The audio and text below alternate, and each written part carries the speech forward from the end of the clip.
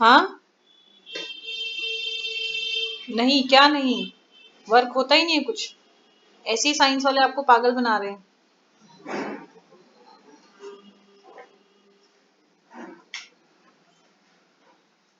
बेटा इंटरेक्शन नहीं करोगे तो फिर रिजल्ट नहीं मिलेगा।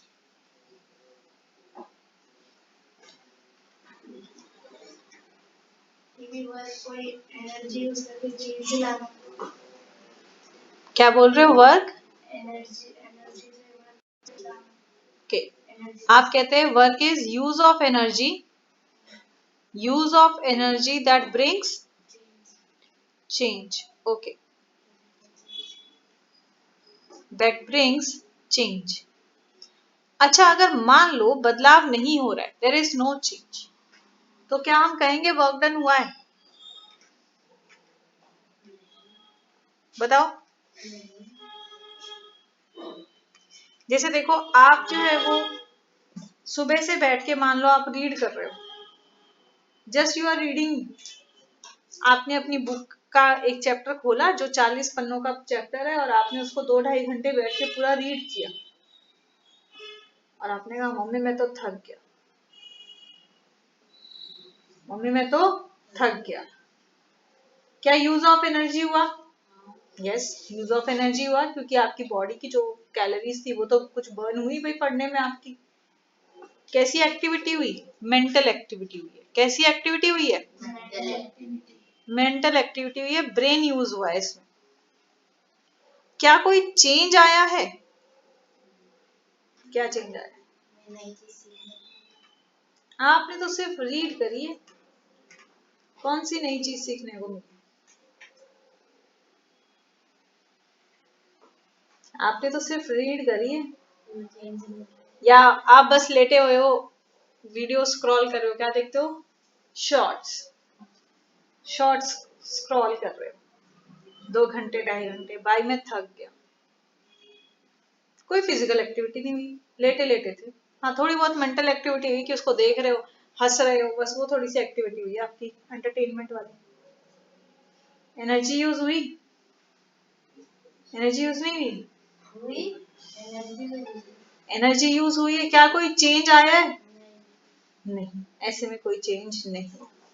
तो अगर हम नॉर्मल में कहें तो नॉर्मल में आपके पास में चेंज की बात नहीं होगी। आपके पास नॉर्मल में अगर हम किसी व्यक्ति से बोले या कोई व्यक्ति बोल रहा है हमें, एक तो ये मेंटल एक्टिविटी में भी काम बोल सकता है, जैसे आप लोग जो है वो घर पे बैठ के रीड कर रहे हो, या आप कुछ भी जो है वो रील्स देख रहे हो, या आप सिर्फ मैसेजेस भी पढ़ते जा रहे हो, आप 2-3 घंटे बाद अरे मैं तो थक गया, ये लंबे हाथ करे और ये अंगड़ाई दी, आह मैं तो थक गया। राइट, ये चीज होती है, जैसे हमने बहुत काम कर लिया। वहीं 2 घंटे आप तो बेड पे पैर ऊपर लटका के स्क्रॉल कर रहे थे एंड मम्मा घर के झाड़ू पोछे कर रही थी। That includes your physical activity. क्या इसे हम वर्क बोलेंगे? वर्क बोलेंगे। तो नॉर्मल अगर हम डे टू डे लैंग्वेज में बात करें तो डे टू डे लैंग्वेज में हम क्या कहते हैं भाई? वर्क क्या है? किसी भी तरह की एक्टिविटी। क्या? किसी भी तरह की एक्टिविटी, जो चाहे फिजिकल हो या आपके पास में मेंटल हो, जैसे हम बोल सकते हैं जिसमें मसल्स का यूज हो रहा हो, मस्कुलर एक्टिविटी हो रही हो, हम कहेंगे कि भाई वर्क डन हुआ है। क्या कहेंगे? वर्क डन हुआ है। पर अगर हम साइंस की बात करें, स्पेशली किसकी? फिजिक्स की बात करें, फिजिकल वर्ल्ड की बात करें, तो वर्क आपके पास में जो है वो एक स्पेशल मीनिंग रखता है। क्या होता है आपके पास में? वर्क आपके पास में जो है वो एक स्पेशल मीनिंग रखेगा। क्या कहेगा आपके पास में? भाई फिजिकल या साइंस वर्ल्ड में हमारे पास कहते हैं कि जैसे अगर मान लो आपके पास में आपने एक टॉय कार ली, ये मेरे जमाने की गाड़ी है बेटे, हमारे जमाने में ऐसी होती थी। क्या बोले आप? किसमें घूमती थी? पहिए पे? क्यों? ड्राइंग में नहीं जा रहा, ये जमाने की गाड़ी। एम्बेसडर टाइप हमारे जमाने की गाड़ियां थोड़ी लंबी लंबी होती थी, बोनेट भी लंबे लंबे होते थे, पीछे डिग्गी वाला सेक्शन भी लंबा होता था। तुम्हारे जमाने की गाड़ियां थोड़ी छोटी हो गई, फैंसी हो गई। मतलब जमाने से मैं 90s की हूँ। बस बस ये गाय तुझे क्या लगा 4 दिन पहले पैदा हुई हूँ? मिला होगा स्टोरेज के साथ कौन से के? स्टोरेज बेटा मम्मी थोड़ी ना मुझे पट्टियां लपेट के पढ़ा रही हूँ तुझे। कभी कभी कुछ ज्यादा ही बंदा अपना वर्क कर लेता है, मेंटल एक्टिविटी कुछ ज्यादा ही कर लेता है ना। अब ये टॉय वाली गाड़ी है आपकी, ठीक है, और यहाँ पे प्रेम कुछ 10 साल पहले बैठ के इस टॉय गाड़ी को धक्का मार के आगे भेजने की कोशिश कर रहा है, राइट। पर प्रेम कितना भी धक्का मार ले, ये गाड़ी आगे नहीं खिसक रही है, गाड़ी यहीं की है। प्रेम क्या कर रहा है? धक्का मार रहा है, मतलब क्या लगा रहा है? फोर्स। क्या कर रहा है? फोर्स लगा रहा है आपके पास में। पर गाड़ी खिसक नहीं रही भाई, गाड़ी यहीं की है, अपनी पोजीशन पे आपके पास में, means no change in position.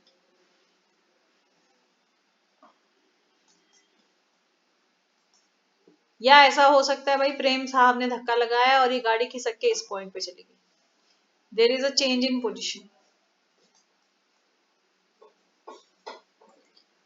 वरना फिर ऐसा भी हो सकता है कि धक्का मार रहा है आगे की तरफ, पर वो लुढ़क के पीछे की तरफ आ जा रही है। कहाँ आ गई? पीछे की तरफ। पहले कहाँ थी? पहले थी यहाँ पे। पहले कहाँ थी? यहाँ पे। फोर्स लग रहा है आपका राइट की तरफ आपके पास में, पर ये गाड़ी जो है वो डिस्प्लेस होकर इसकी पोजीशन कहाँ चेंज हो रही है? लेफ्ट की तरफ, राइट। मूव्स बैकवर्ड, या उसकी पोजीशन चेंज कहाँ हो रही है? बैकवर्ड। अब मुझे बताइए पॉसिबल तीनों चेंजेस में से किस में वर्क डन होगा? यस, किस में? क्या फर्स्ट चेंज में? फर्स्ट केस में आपके पास में, पहला केस अगर हम बोल रहे हैं, क्या इस पहले केस में कोई वर्क डन होगा? जब प्रेम धक्का तो लगा रहा है पर पोजीशन नहीं बदल रही उसकी। लाउडली बोलो यार। नहीं होएगा। Okay, no work done, majority says no work done. Okay, case 2 होगा, और केस 3? केस 3 में भी होगा, पक्का? अच्छा, आपने कहा केस 2 और केस 3 में दोनों में वर्क डन हो रहा है आपके पास में, क्या दोनों में same amount of work done होगा? अगर मान लो डिस्प्लेसमेंट भी सेम है, ये 2 मीटर आगे गई और ये 2 ही मीटर पीछे आ गई, क्या same amount of work done होगा?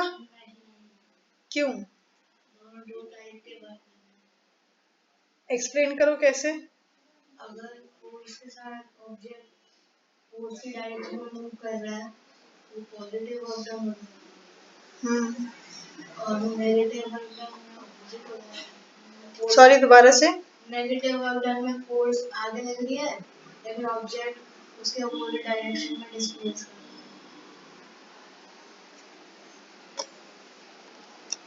कोई और एक्सप्लेन करना चाहेगा? और जोर से बोलो भाई, इतना धीरे धीरे मत बोलो, जोर से बोलो। कोई और बोलना चाहेगा? हाँ जी बेटा। नहीं,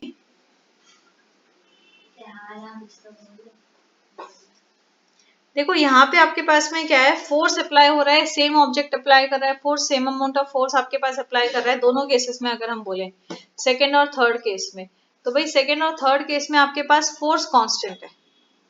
रिचा भी साइलेंट होके बैठ गई है बेटा, कुछ तो रिस्पॉन्स देना पड़ेगा रिचा जी।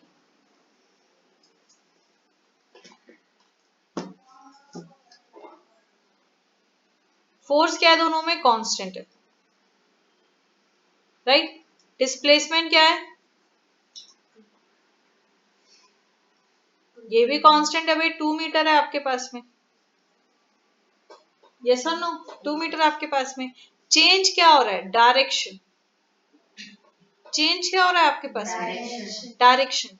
तो इसी डायरेक्शन से हम देखते हैं कि हमारे पास वर्क डन में जो है वो एक चेंज आ जाता है। क्या आ जाता है? चेंज आ जाता है। क्यों? क्योंकि हमें पता है डिस्प्लेसमेंट क्या है? एक वेक्टर क्वांटिटी है। डिस्प्लेसमेंट क्या है? वेक्टर क्वांटिटी है हमारे पास में। तो इसी से चेंज आता है। क्या? उसको आप समझो डेफिनेशन से। अब आ जाओ प्रॉपर डेफिनेशन पे। फिजिक्स में क्या कहता है?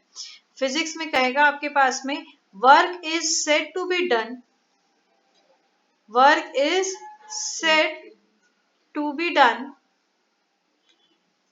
if an object gets displaced in the direction of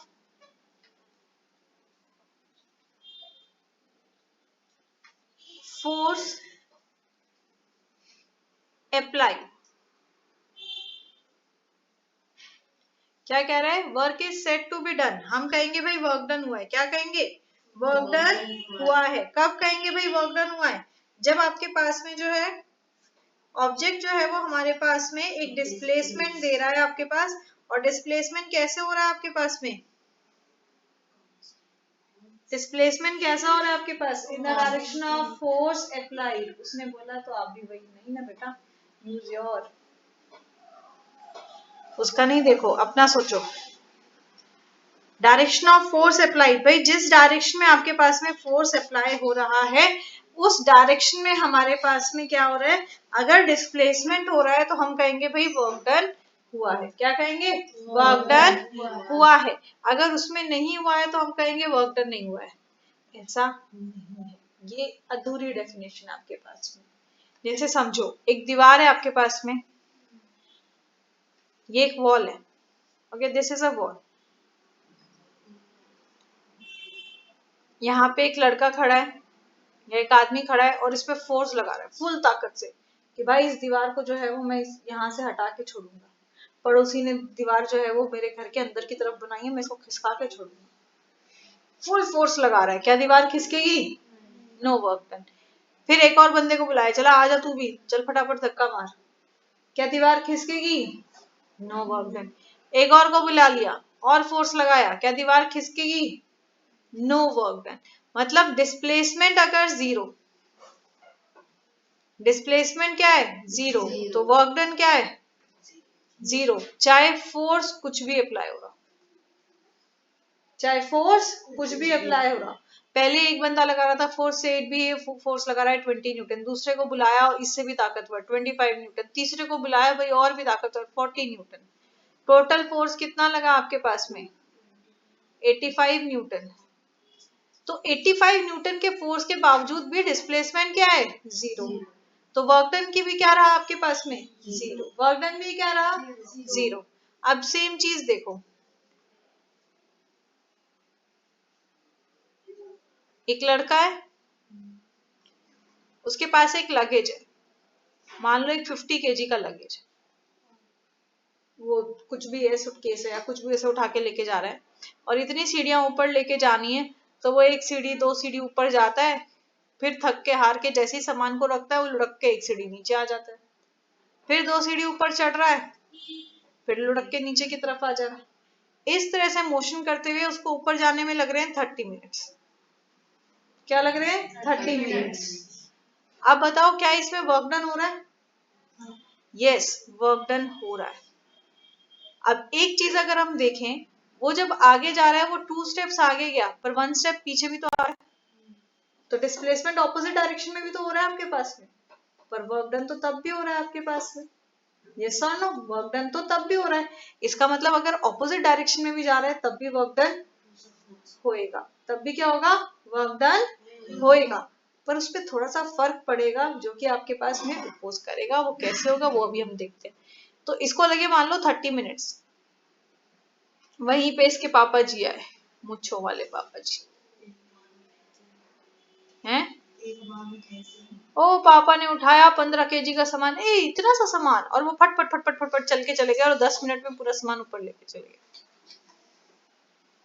work done हो रहा है? यस.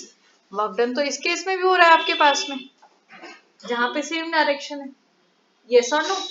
तो डायरेक्शन मतलब डिस्प्लेसमेंट होना जरूरी है. डिस्प्लेसमेंट का डायरेक्शन अगर आपके पास में फोर्स के ऑपोजिट में है, डिस्प्लेसमेंट का डायरेक्शन अगर आपके पास में फोर्स के ऑपोजिट में, तब भी वर्क डन होगा, चाहे नेगेटिव वर्क डन, पर वर्क डन आपके पास में होगा. राइट?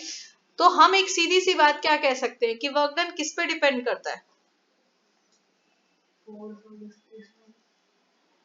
वर्क डन किस पे डिपेंड करेगा? बताओ। डिस्प्लेसमेंट, डिपेंड्स ऑन, ओके, पहला डिस्प्लेसमेंट और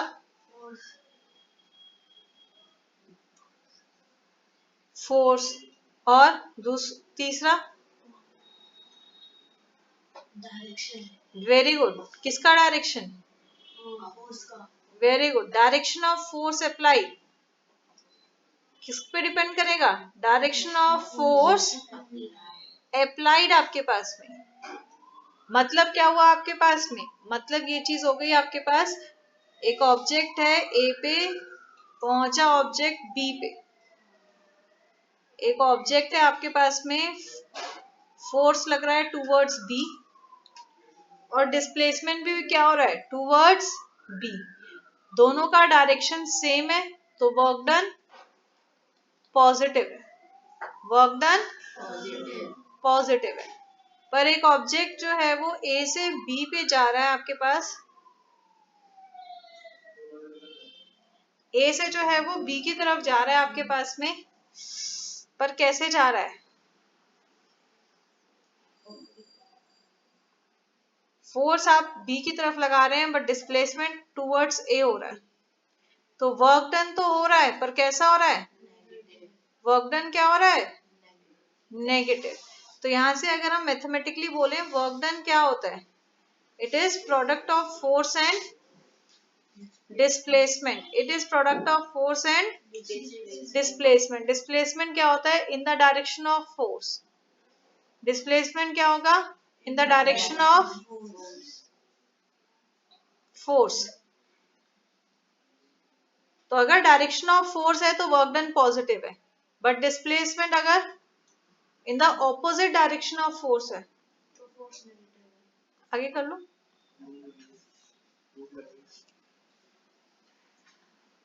ऑपोजिट डायरेक्शन ऑफ फोर्स है तो नेगेटिव है आपके पास, क्यों, ऐसे में क्या हो जाएगा, मान लो डिस्प्लेसमेंट को x से लिया तो ये हो जाएगा एफ एक्स, है स्लीपर्स के साथ इधर नहीं,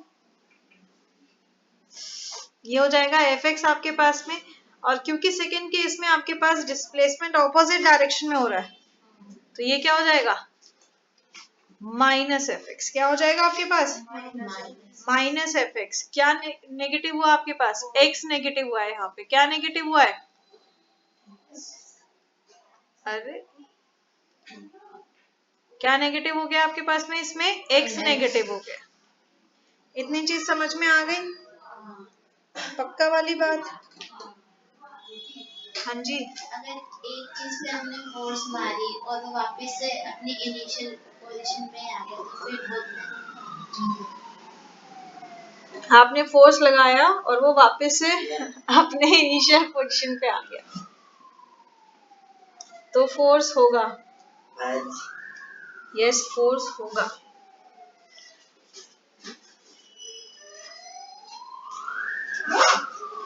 समझते हैं इसको, पहले इसकी प्रॉपर डेफिनेशन देख लो। Now this is the proper definition of work, work is said to be done, work is said to be done. Definition को देखो सिंप्लीफाइड फॉर्म में लिखवा रही हूँ, पर फिर भी अगर कोई डाउट है डेफिनेशन में तो पूछो, क्योंकि हर चीज रट्टा मारने की नहीं होती, समझने भी होती है आपके पास में। Work is said to be done by a force on a body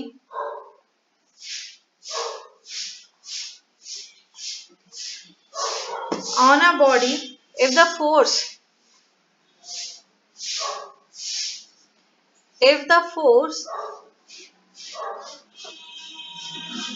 applied causes a displacement,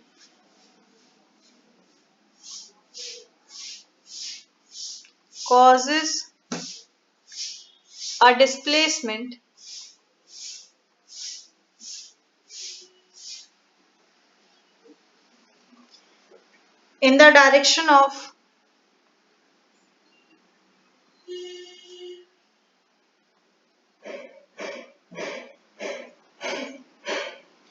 क्या डायरेक्शन लेने की जरूरत है, क्योंकि वर्क डन तो होगा आपके पास में, तो डायरेक्शन लेने की जरूरत नहीं है, इन द ऑब्जेक्ट या in the body. Work is said to be done by a force on a body if the force applied causes a displacement in the body. भाई जिसके कारण आपके पास में क्या हो रहा हो, डिस्प्लेसमेंट हो रहा हो। क्या हो रहा हो आपके पास में, डिस्प्लेसमेंट हो रहा हो। इसका मतलब क्या हुआ, दो चीजें होनी चाहिए, दो नेसेसरी कंडीशन क्या है, पहली फोर्स अप्लाइड और दूसरी या चेंज इन पोजीशन बोल दो,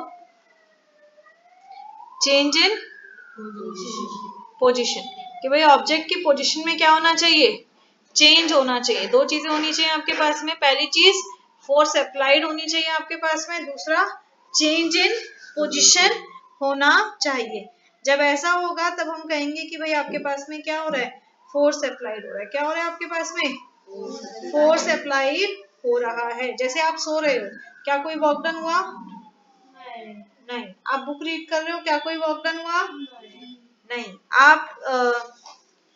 आप जो है वो एक लेवल रोड पे, सड़क पे चल रहे हो, क्या कोई वर्क डन हुआ, आप सड़क पे चल रहे हो, एक लेवल रोड, प्लेन रोड पे चल रहे हो, क्या कोई वर्क डन हो रहा है, फोर्स क्या अप्लाई हो रहा है,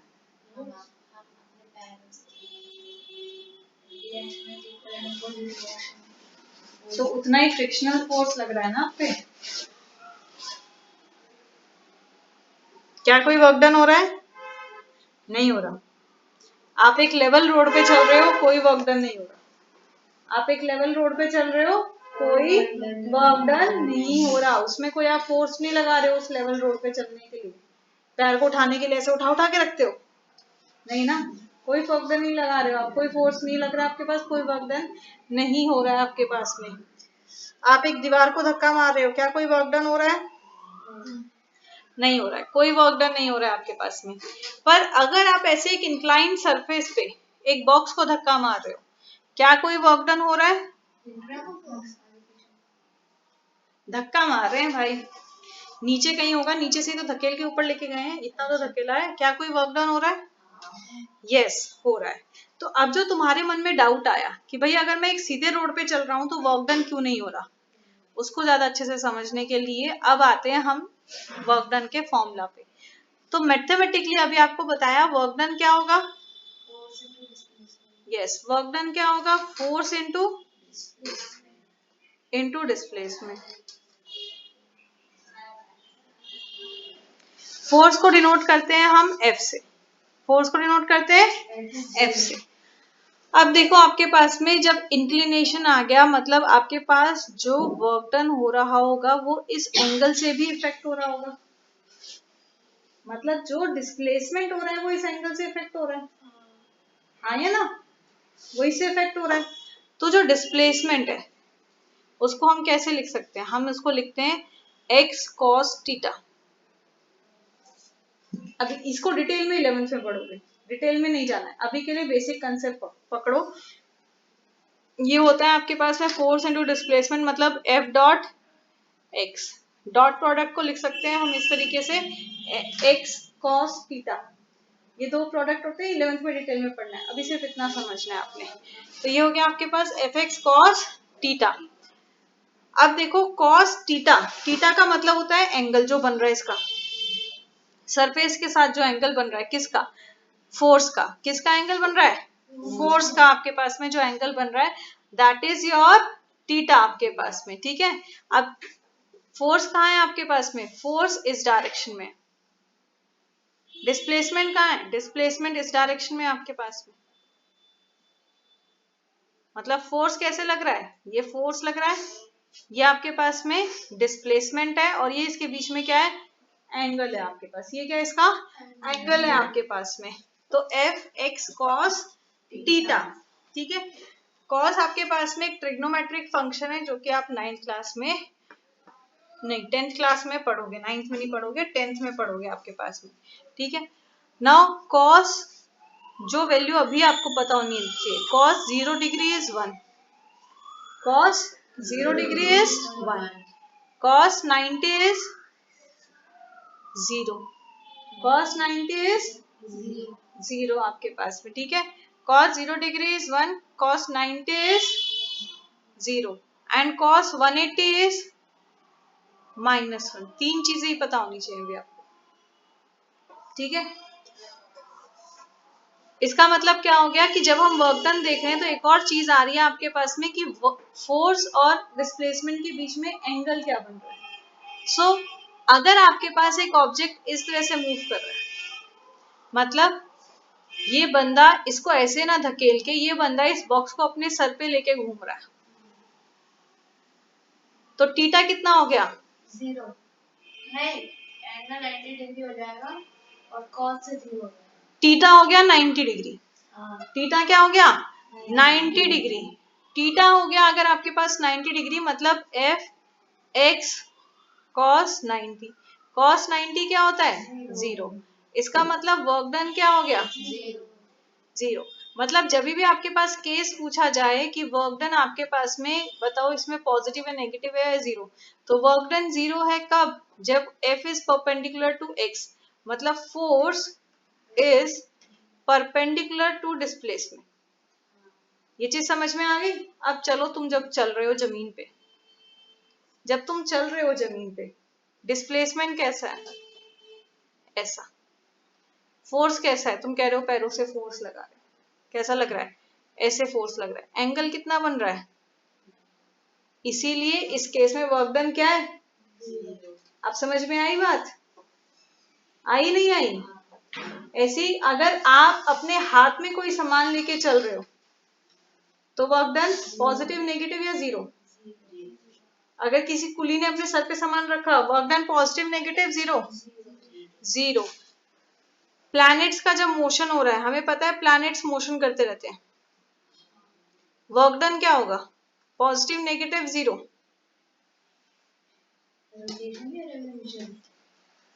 ऑर्बिट पे चक्कर लगा रहे हैं बेटे,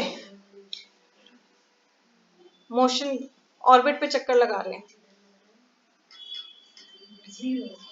क्या? हाँ जी 0।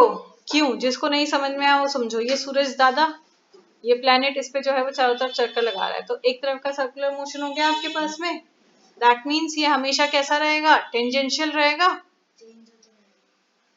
90 डिग्री रहेगा ना, विद द एक्सिस। हमेशा डिस्प्लेसमेंट क्या है? इस पॉइंट पे डिस्प्लेसमेंट का ये डायरेक्शन। फोर्स क्या है? हमेशा आउटवर्ड हो रहा है ना आपके पास में, बाहर जा रहा है तो 90 डिग्री रहेगा आपके पास। इसे कहते हैं टेंजेंशियल। क्या कहते हैं? ये क्वेश्चन कई बार आता है। Earth revolves around the sun but still it is said that work done of earth is 0। तो वर्क डन को हम 0 क्यों बोलते हैं? वर्क डन को हम 0 इसीलिए बोलते हैं बिकॉज वो मोशन क्या है? टेंजेंशियल मोशन है। therefore angle between force and displacement is 90 degree. Angle क्या है? 90 degree. therefore work done is said to be 0। बाहर जा कहाँ रहा है? क्योंकि उतना ही सेंट्रीपिटल फोर्स भूल गया सर्कुलर मोशन में किया था। mv²/r अंदर की तरफ लग रहा होता है, सेंट्रीफ्यूगल फोर्स भूल गए? हाँ, पढ़ा तो था, चीजें याद रखनी है। अभी तो 9th पास नहीं करी है, मैं कह रही हूँ 11th में भी काम आएगा, तुम अभी भूल रहे हो। बहुत बढ़िया। क्या? इधर अगर वो तो वेलोसिटी है ना, वो तो वेलोसिटी के कारण है। ओके ओके ओके, आ जाइए इधर। ऐसे ही अगर कोई ऑब्जेक्ट जो है वो, आपने अपने पैर से जो है वो एक बॉल को किक किया and it ball this ball rolls along the surface. Force कैसा लग रहा है? ऐसे। डिस्प्लेसमेंट क्या है? ऐसे। दोनों के बीच में थीटा कितना है? 0 डिग्री। थीटा कितना है? 0 डिग्री। तो यहाँ पे वर्क डन क्या हो जाएगा? F इंटू एक्स, क्योंकि एफ एक्स कॉस 0 होगा और कॉस 0 की वैल्यू अभी बताइए क्या होती है? 1। तो वर्क डन क्या हो जाता है? F x. मतलब इस केस में वर्क डन क्या होता है? मैक्सिमम। वर्क डन क्या होता है? मैक्सिमम। तो work done is maximum when, work done is maximum when theta between force and displacement is 0 degree. तब आपके पास में वर्क डन क्या होता है? आपके पास में मैक्सिमम होता है। क्या होता है आपके पास में? मैक्सिमम। मतलब हम क्या कह सकते हैं? Work done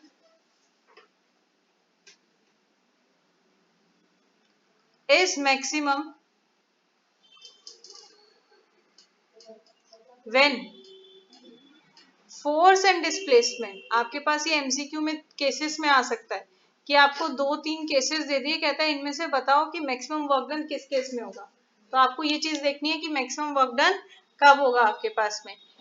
when force and displacement are in the same direction, ये जो एंगल है ना थीटा, ये आपको डायरेक्शन ऑफ मोशन बताता है कि भाई आपका डिस्प्लेसमेंट और फोर्स का डायरेक्शन क्या है।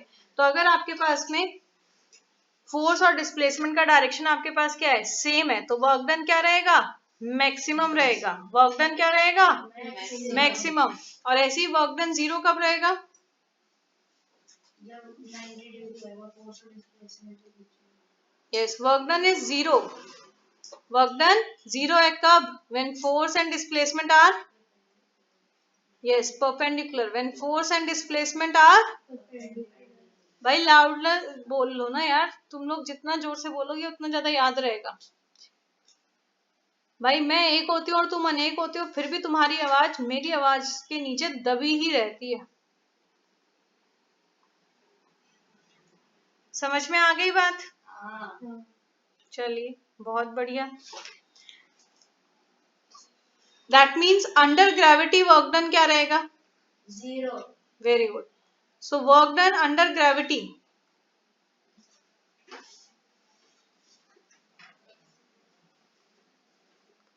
Is zero. समझ में आ रही है बात? जब ग्रेविटेशनल फोर्स लग रहा है आपके पास में, तो आपका वर्क डन क्या रहेगा, जीरो रहेगा आपके पास में। मतलब आप सो रहे हो जब आपके पास वर्क डन क्या है, जीरो। भाई आप लेटे हुए हो, आप पे एक ही फोर्स लग रहा है ड्यू टू ग्रेविटी वाला आपके पास, दैट इज mg, तो आपके पास में क्या रहेगा, ये जीरो। अगर आप बैठे बैठे भी स्लाइड होते हुए इस तरह से मूव कर रहे हो, तब भी क्या रहेगा, जीरो आपके पास में। क्यों? क्योंकि आपके पास में फोर्स क्या लग रहा है, due to gravity, that is always perpendicular. समझ में आ रही है बात? ऐसे सर्कुलर पाथ, जब भी कोई ऑब्जेक्ट सर्कुलर पाथ में मूव कर रहा है, जब भी कोई ऑब्जेक्ट सर्कुलर पाथ में मूव कर रहा है, तो ऐसे में क्या है, in case of circular path क्या है, work done is by, work is done, reasoning में याद रखना ये point, by the centripetal force. ऐसे केस में वर्क डन किसके द्वारा हो रहा है, सेंट्रिपिटल फोर्स के द्वारा। एक सर्कुलर मोशन है आपके पास में, ये लगा आपके पास F फोर्स, डिस्प्लेसमेंट हमेशा टेंजेंशियल है आपके पास में, ये आ गया आपके पास थीटा 90 डिग्री। तो वर्क डन हमेशा किसके द्वारा हो रहा है, सेंट्रिपिटल फोर्स के द्वारा है आपके पास में, तो क्या रहेगा, विल बी जीरो। क्यों? रीजन इसी तरीके से लिखना है आपने, because centripetal force is applied towards the centre,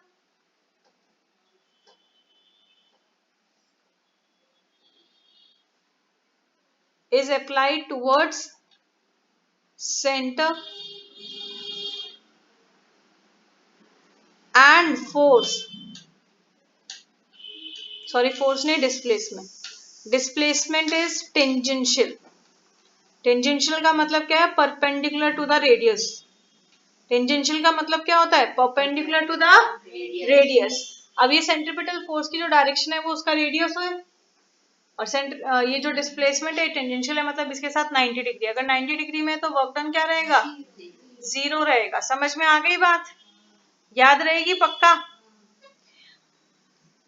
ये क्वेश्चन बेटा बार बार आते हैं आपके पास में, तो आपको सबसे पहले क्या देखना है, जब भी आपके पास क्वेश्चन आ रहा है कि वर्क डन क्या है, पॉजिटिव है, नेगेटिव है या जीरो है, सबसे पहली चीज आपको चेक करनी है कि उनके बीच में एंगल क्या बन रहा है। अगर एंगल आपके पास 90 डिग्री बन रहा है, आप डायरेक्टली बोल दो कि वर्क डन क्या रहेगा आपके पास में, जीरो रहेगा। क्या रहेगा, जीरो रहेगा। अगर एंगल 0 डिग्री बन रहा है तो आप कहेंगे वर्क डन क्या रहेगा, पॉजिटिव रहेगा। क्या रहेगा, पॉजिटिव रहेगा आपके पास में। याद रहेगी बात पक्का वाली? दूसरी चीज आपने देखनी है, अगर आपको एंगल समझ में नहीं आ रहा तो कहीं सर्कुलर मोशन तो नहीं है, क्योंकि सर्कुलर मोशन में हमेशा एंगल क्या रहेगा, 90 रहेगा। सर्कुलर मोशन में एंगल क्या रहेगा, 90 रहेगा। अब वर्क डन नेगेटिव कब होगा, पॉजिटिव नेगेटिव वाली केस होगी, सॉरी पॉजिटिव और जीरो वाला केस हो गया। अब करते हैं work done is negative. Work done is negative. जैसे देखो ये एक दीवार है या कोई भी आपने हार्ड ले लिया और इसके साथ एक स्प्रिंग लगाया और एक बॉक्स लगाया मैंने, या कोई एक मास लगाया m, ठीक है। Now if I pull this mass like this, मैं इसको आगे की तरफ पुल किया, फोर्स लगा है कहाँ, मेरा फोर्स जो लग रहा है आपके पास में टुवर्ड्स द राइट लग रहा है, दिस इज माई राइट, अपना देख लो जो भी राइट लेफ्ट है, टुवर्ड्स द राइट आपके पास में फोर्स लग रहा है आपके पास में। तो ऐसे में क्या होगा, जैसे ही मैंने इसको छोड़ा स्प्रिंग को, ये क्या करेगा, ये डिस्प्लेस करेगा कुछ यहां तक आ गया आपके पास में, ये कंप्रेस होगा, यस और नो? क्यों? क्योंकि इसमें होती है एक चीज टेंशन, उसके कारण वो क्या होता है, कंप्रेस होता है आपके पास में। तो फोर्स है आपके पास इस डायरेक्शन में, डिस्प्लेसमेंट है आपके पास टुवर्ड्स लेफ्ट डायरेक्शन में आपके पास में, तो दोनों के बीच में एंगल कितना बन रहा है, 180 डिग्री का। तो जब थीटा है 180 degree, that is cos 180 is -1। तो वर्क डन पता है क्या होता है, F dot S cos theta, मतलब F डॉट एस cos 180, तो ये 180 की वैल्यू होती है -1, ये हो जाएगा -x, मतलब क्या आ गया, -fx। तो आपके पास वर्क डन नेगेटिव कब है, वर्क डन नेगेटिव तब है आपके पास में जब force and displacement are in, yes, force and displacement are in opposite direction. याद रहेगी बात? कितनी देर तक? क्या बोले? अरे भगवान, आगे तक भी याद रख लियो रे, लिखा हुआ है कि इतना ही याद रखना है, ठीक है।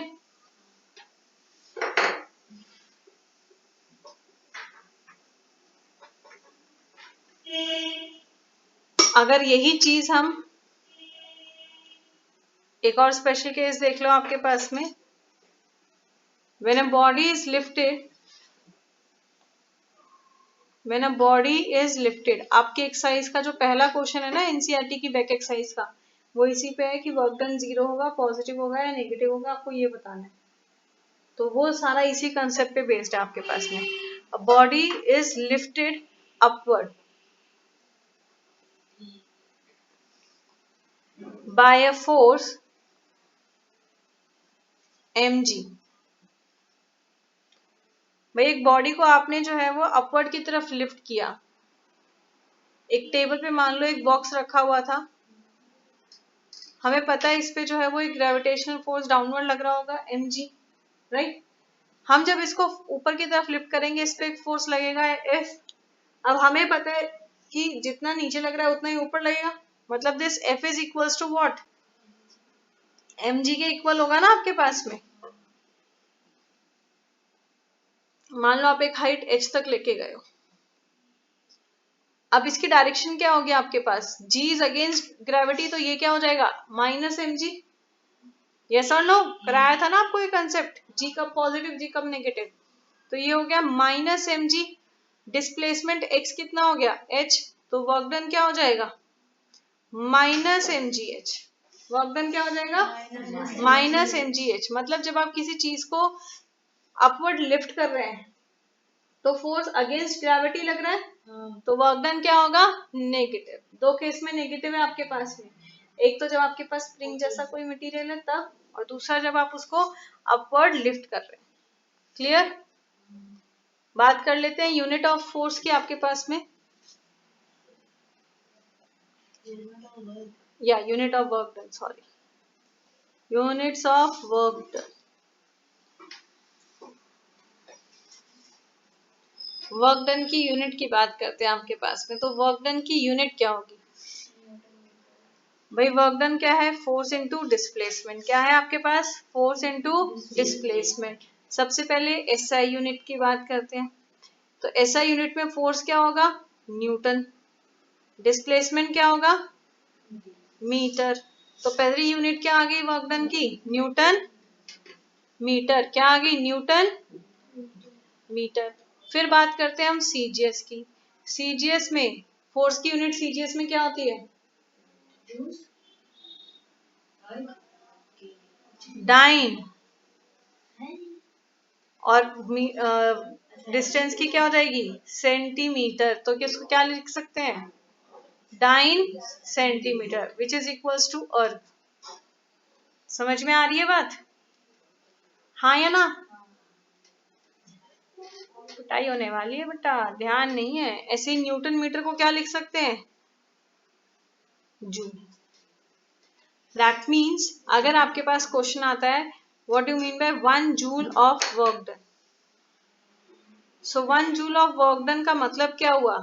Means that 1 Newton force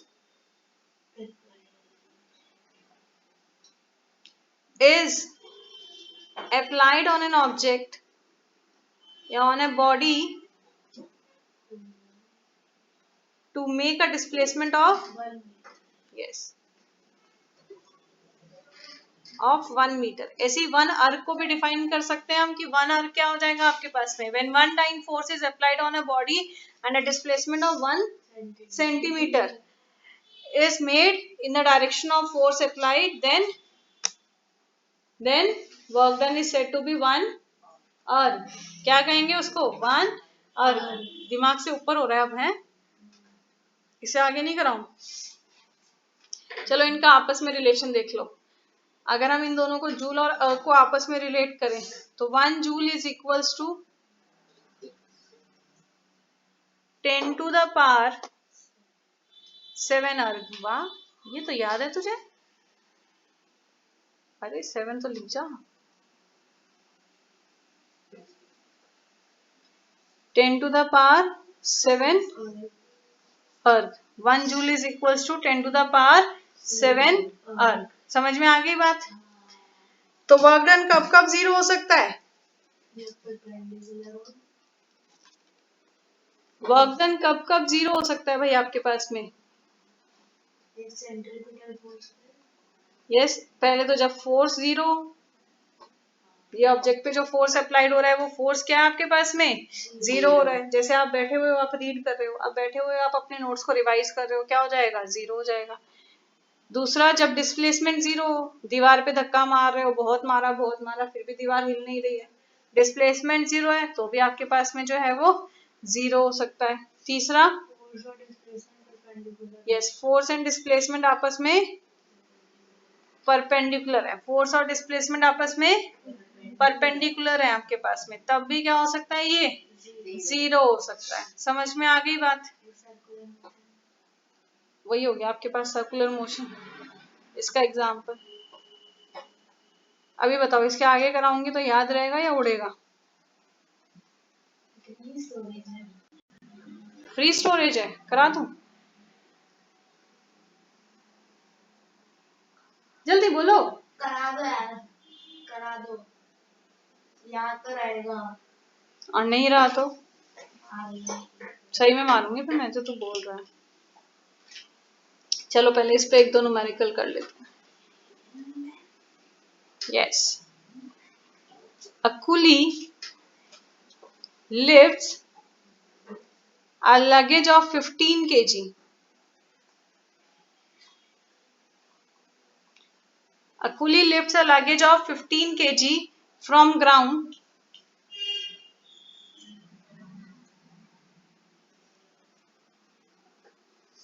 and put it on his head.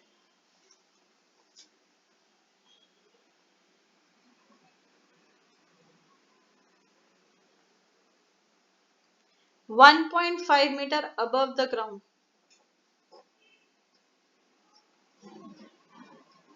1.5 meter above the ground. कहता है calculate the work done by him.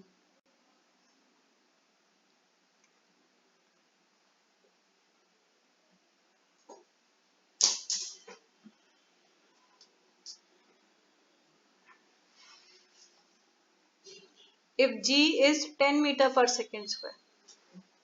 बताओ भाई, कौन बताएगा?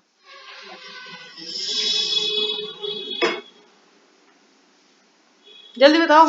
जी क्या? 10 मीटर पर सेकेंड स्क्वायर। पहले तो क्या कहते हैं 15 किलो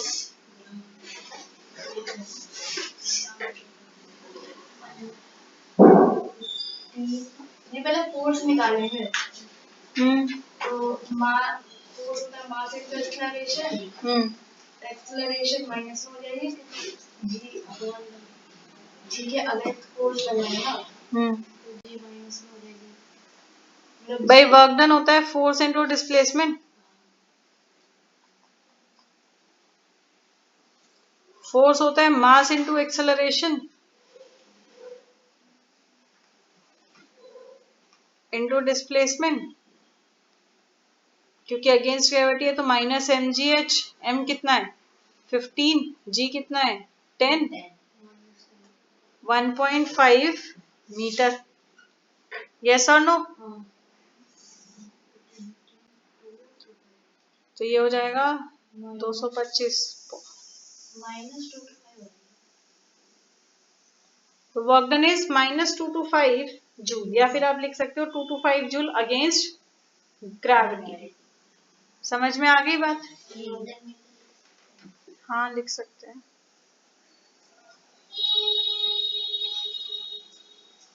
नेक्स्ट क्वेश्चन देखो, कहता है force of 10 Newton displaces a body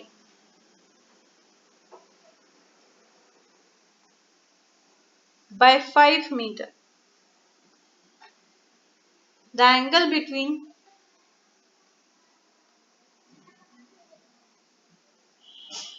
force and displacement. The angle between force and displacement is 60 degree. Find work done. अब तुम कहोगे भाई cos 60 की वैल्यू नहीं पता। I am giving you the value also. Cos 60 is half. 10th में निकालनी सिखा दूंगी, बोलोगे तो अभी भी निकालनी सिखा सकती हूँ। 25 Newton. Very good. Again work done क्या होता है आपके पास में? बाकी क्या खाना नहीं खा के आए? एक ही को याद आ रहा है, एक ही कर रहा है फटाफट, बाकियों को भूख लग रही है? हाँ लग रही है, लग रही है। खाना नहीं खा के आए फिर क्यों भूख लग रही है? 10 न्यूटन फोर्स लग रहा है, कितना 5 मीटर डिस्प्लेसमेंट है, cos 60 मतलब हो जाएगा 50 इंटू 1/2, कितना आ गया 25 जूल। समझ में आ गई बात?